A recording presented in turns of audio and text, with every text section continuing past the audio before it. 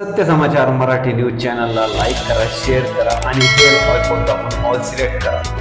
नमस्कार, सत्य समाचार मराठी न्यूज मध्ये आपले स्वागत आहे। मी असलम नगरे। चला पाहूया आजच्या विशेष घडामोडी। परभणी येथील घटनेचे जाहीर निषेध तसेच आरोपींवर राष्ट्रद्रोहाचा गुन्हा दाखल करण्याबाबत स्वाभिमानी रिपब्लिकन पक्षाच्या वतीने येवला शहर तहसीलदार आबा महाजन यांना निवेदन देण्यात आले। यावेळी प्रमुख उपस्थित तालुका अध्यक्ष महेंद्र पगारे, तालुका कार्याध्यक्ष जय घोडेराव, सुरेश खडे, बाळासाहेब सोनवणे, महिला आघाडीच्या तालुका अध्यक्ष आशा आहेर, सागर हिरे, गौतम चव्हाण, दीपक वाघ, साहिल शेख, नितीन संसारे, संदीप खळे, रणजित संसारे यांच्यासह विविध पदाधिकारी उपस्थित होते। सत्य समाचार मराठी न्यूज उस्मान शेख येवला।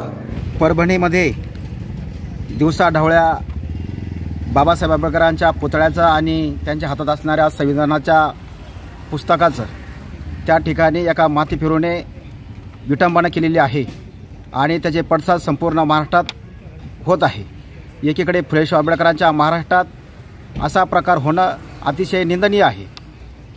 एकीकडे आत्ताच निवडणुका पार झाल्या आणि त्या निवडणुकीमध्ये जो तो संविधानाचा आधार घेत होता, निवडणूक जिंकत होता आणि मात्र निवडणुका होऊन गेल्या आणि लगेच संविधानाच्या आणि बाबासाहेबांवर अशा प्रकारचे भ्याड हल्ले करून ह्या देशामध्ये किंवा ह्या राज्यामध्ये वेगळं वळण देण्याचं काम हे सर्रासपणे चालू आहे आणि म्हणून आम्ही ह्या सदरच्या गोष्टीचा स्वाभिमानी रिपब्लिकन पक्षाच्या वतीने जाहीर निषेध केलेला आहे। माननीय तहसीलदार साहेबांना आम्ही लेखी पत्र दिलेलं आहे, लेखी निवेदन दिलेलं आहे आणि सदरचा जो आरोपी आहे त्याला कठोर शिक्षा झाली पाहिजे। ज्या संविधानाचा ज्याने अपमान केला अशा गुन्हेगारावर राष्ट्रद्रोहाचा गुन्हा दाखल झाला पाहिजे ही आमची मागणी आहे। जर कदाचित राष्ट्रद्रोहाचा गुन्हा दाखल झाला नाही तर स्वाभिमानी रिपब्लिकन पक्षाच्या वतीने तीव्र आंदोलन छेडण्यात येईल असा देखील इशारा आहे। सत्य समाचार मराठी न्यूजला लाईक करा, सबस्क्राईब करा आणि बेल आयकॉन दाबून ऑल सिलेक्ट करा।